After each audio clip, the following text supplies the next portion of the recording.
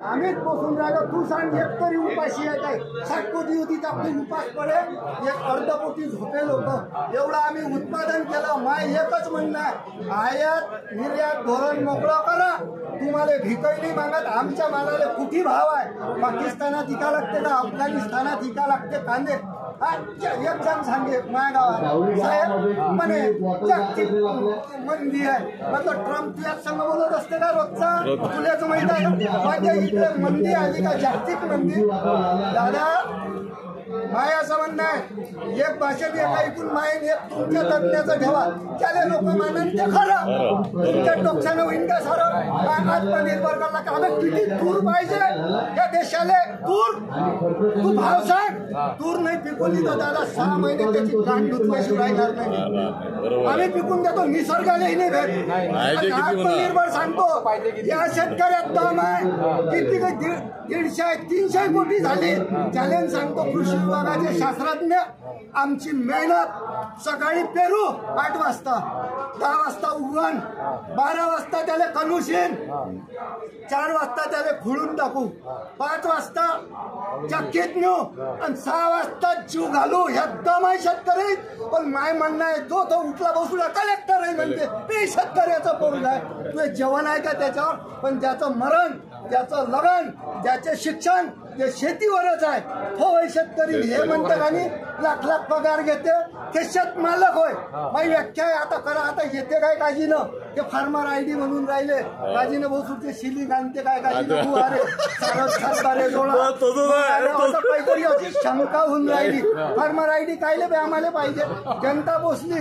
दादा एवढं उत्पादन केलं का कॉलनीत कुत्रे पोया नाही खातो. अमूल्यन झालं आमच्या मालाचं. एक साधूही भेटला माझ्या गावात. पण नाही पूर्ण ब्रह्म. काका म्हटलं 60 कोटी होती जेवायला नाही भेटे त्या पूर्ण ब्रह्म आहे. आता म्हटलं असंच ब्रह्म झालं. जेवाले लोक येत नाही राजा बोलावले तर येत नाही लोक. हे असं साधं साधं उदाहरण पाहिजे ना. त्याच्यात म्हणत हो 1 रुपया भिकारी नाही घेत. दादा लय मोठं थापड आहे ते शेतकऱ्याला. आम्ही 1 रुपयात विमा दिला. कोण्या शेतकऱ्याची मागणी आहे विम्याची सांग पहिले? भिकारीने घेतले का? जीप लगडाले पाहिजे कोकाट्या. तू वकील होता त्याला वकिलाचा मंत्री करायला पाहिजे होतं. शेतकऱ्याचं लेण नाही समजा. दौरा व्हायचे त्याला धोरण विचारणं. वानमेरा कायले म्हणते, घुस कायले म्हणते, मामुजी काय न मारायला लागते. तुझ्या धोरणानं होत्या. म्हणून देश आत्मनिर्भर आहे दादा. येईनं सांगा आमच्या देशाला इतके लागण्याची गरज आहे. तूर आयात नाही करा. मग राहिली फुकट खायची संख्या आमची एकी नाही. तुम्हालाही सांगतो, अरे हमारे चुटिया नौका बनो जो माजर से दो कटेंगे तो कटेंगे. अरे हमारे में दम है, हम नहीं कटेंगे. हे फुसाळ गांडे कटन भाऊ उठते याच्या गांडीवर लता खाई. आमच्यात नाही आहे. हम गुरु गोविंदाचे शिष्य आहेत. 1.25 लाख से 1 लढाऊ. उसका नाम गुरु गोविंद पाला. म्हणून दादा आम्हाला एवढ्या शेतकऱ्याला तुमचं नाव गाव काहीच नाही माहित आहे. हा माहीत असंच झालं. मागचा व्हिडिओ आहे की आमच्या गावात कांदे मागताले पाणी आलं. मग म्हणे तरी पगार पुरत नाही. मग तो होता हे होती हेड मास्तरीनं तो मास्तर किले होता 55 हे 45 1 लाखाचं बजेट. मला आलते माझ्या घरी म्हणजे केस टाकतो लय मास्तर लोक आलते. म्हटलं 52 केसा टाक. मी उत्तर द्यायला समर्थ आहे कोर्टात. म्हणजे हे करतो कोण तू कोण तो म्हणतो शेतकऱ्याच्या मालाबद्दल.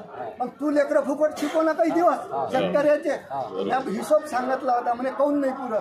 मी म्हटलं तुझ्या नवऱ्याला घरचं पाणी गोड नाही लागत, तुझ्या नवऱ्याला भाकर गोड नाही लागत आणि तू गोड नाही लागत. म्हटलं तिकडेच असते दाबे.